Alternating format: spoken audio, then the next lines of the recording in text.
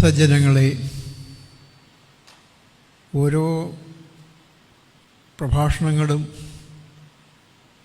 ഓരോ വാക്കുകളും നമ്മളുടെ ഉള്ളിൽ ഉറങ്ങിക്കിടക്കുന്ന ആ ചേതനയെ തട്ടിയുണർത്തി നമ്മെ നാമാക്കി തീർക്കുന്ന ഒരു ഉദ്ബോധനമാണ്. ആ ഉദ്ബോധനം ഉൾക്കൊണ്ട് നമ്മളുടെ തനിമയിലേക്ക് ഉയരുക, അതാണ് എല്ലാ പ്രഭാഷണങ്ങളുടെയും ഉദ്ദേശ്യം. ഓരോ പ്രഭാഷണത്തിലും നാം വാസ്തവത്തിൽ ആരാണ്? ഈ പ്രപഞ്ചം മുഴുവൻ നിറഞ്ഞു നിൽക്കുന്ന ഈശ്വര ചൈതന്യം തന്നെയാണ് നമ്മളുടെ ഉള്ളിലും പ്രകാശിക്കുന്നത്. എങ്ങനെയാണോ സൂര്യൻ ആകാശത്ത് തെളിഞ്ഞു നിൽക്കുന്നു, ഒരു കണ്ണാടി വെച്ചാൽ ആ കണ്ണാടിയിലും ആ പ്രതിബിംബം കാണാം. എത്രമാത്രം ജലപാത്രങ്ങൾ വെച്ചാൽ അതിലെല്ലാം സൂര്യൻ്റെ പ്രതിബിംബം ഉണ്ടാകും.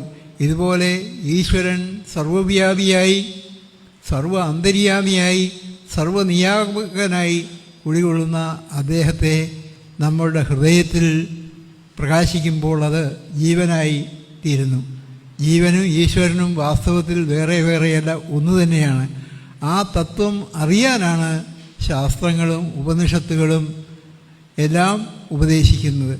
ഈശാവാസ്യമിതം സർവമെന്ന ഈശാവാസ്യ ഉപനിഷത്തിൻ്റെ ആദ്യത്തെ മന്ത്രം തന്നെ ഈശ്വരനെ കൊണ്ട് ഈ ലോകം മുഴുവൻ മറയ്ക്കേണ്ടതാണ്, ആച്ഛാദനം ചെയ്യേണ്ടതാണ് എന്ന് പറഞ്ഞാൽ ഈ ലോകത്തുള്ള സർവ്വവസ്തുക്കളും ഈശ്വരമയമായി കാണണം.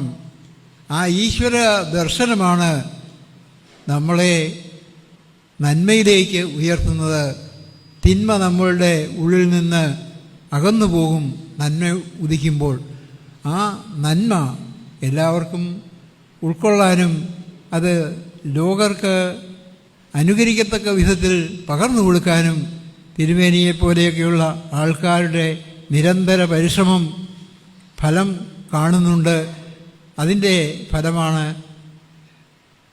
ജിജ്ഞാസുക്കളായ ഇത്രയധികം ആൾക്കാർ ഈ ഇതിൽ എത്തിച്ചേരുകയും അതുപോലെ സ്മാരക പ്രഭാഷണം ശ്രവിക്കുകയും അത് തങ്ങളുടെ ജീവിതത്തിലേക്ക് പകർത്തുകയും ഒക്കെ ചെയ്യുന്നത് ഏറ്റവും ഉത്കൃഷ്ടമായ ശ്രേഷ്ഠമായ ഒരു കർമ്മമാണ്. അതിലൂടെ നാം നിസ്സാരനായ ഒരു ജീവനല്ല. ഞാൻ ഈ പരമപിതാവായ പരമാത്മാവിൻ്റെ അല്ലെങ്കിൽ യേശുക്രിസ്തുവിൻ്റെ പ്രതിരൂപങ്ങളാണ്.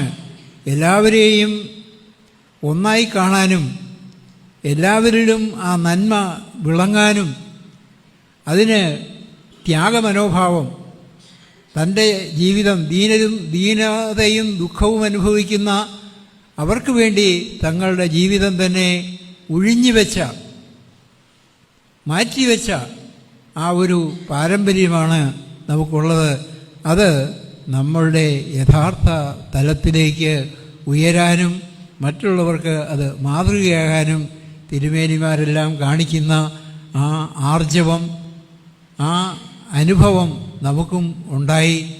നമ്മൾ നിത്യതയിലേക്ക് ഉയർന്ന് നമ്മളുടെ ഈ ശരീരനാശം വാസ്തവത്തിൽ നാശമല്ല. ഈ ശരീരം ഒരു ഉപകരണം മാത്രമാണ്. എങ്ങനെയാണോ സൂര്യന് പ്രകാശിക്കാൻ കണ്ണാടി ഒരു ഉപകരണം മാത്രമായിരിക്കുന്നത്, അതുപോലെ ഈശ്വരന് പ്രകാശിക്കാനുള്ള ഒരു ഉപകരണമാണ് നമ്മുടെ ഈ ശരീരം. ഈ ശരീരം അത് പ്രകാശിച്ചു കൊണ്ടിരിക്കുന്നു. എന്നാൽ ഈ ശരീരത്തെ എപ്പോഴാണോ പരമാത്മാ കൈവിടുന്നത് അപ്പോൾ ഇത് മണ്ണോട് മണ്ണ് ചേരുന്നു. മണ്ണിൽ നിന്നുണ്ടായത് മണ്ണിൽ തന്നെ വിലയം പ്രാപിക്കുന്നു. അങ്ങനെ പോകുന്നതിന് മുമ്പ് ഇവിടെ പറഞ്ഞതുപോലെ ജീവിച്ച് മരിക്കുക, മരിച്ച് ജീവിക്കുന്നതിനേക്കാൾ ജീവിച്ച് മരിക്കുക. നമ്മൾ ജീവിക്കുന്നു എന്നുള്ളത് മറ്റുള്ളവർക്ക് കിട്ടുന്നതായ ആ സാന്ത്വനത്തിൻ്റെയും സഹായത്തിൻ്റെയും സന്തോഷത്തിൻ്റെയും ഒക്കെ പരിണത ഫലമായിട്ടാണ്. അത് എല്ലാവർക്കും വാരി വിതരണം ചെയ്യാൻ ഇവിടെ കൂടിയിരിക്കുന്ന എല്ലാ സജ്ജനങ്ങൾക്കും മഹതികൾക്കുമെല്ലാം കഴിയട്ടെ എന്ന് ഈ ജഗദീശ്വരനോട് പ്രാർത്ഥിച്ചുകൊണ്ട്, യേശുക്രിസ്തുവിനോട് പ്രാർത്ഥിച്ചുകൊണ്ട് ഞാൻ എൻ്റെ വാക്കുകൾ ഉപസംഹരിക്കുന്നു. നല്ല രീതിയിൽ ഇത് മുന്നോട്ട് പോകട്ടെ. കഴിഞ്ഞ വർഷത്തെ പോലെ തന്നെ ഈ പഠന ശിബിരം ഇതെല്ലാവരെയും അതിൽ ഉൾക്കൊണ്ട് അതിൽ നന്മ നിറയുമാറാവട്ടെ എന്ന് പ്രാർത്ഥിക്കുന്നു. ഓം ശാന്തി ശാന്തി ശാന്തി.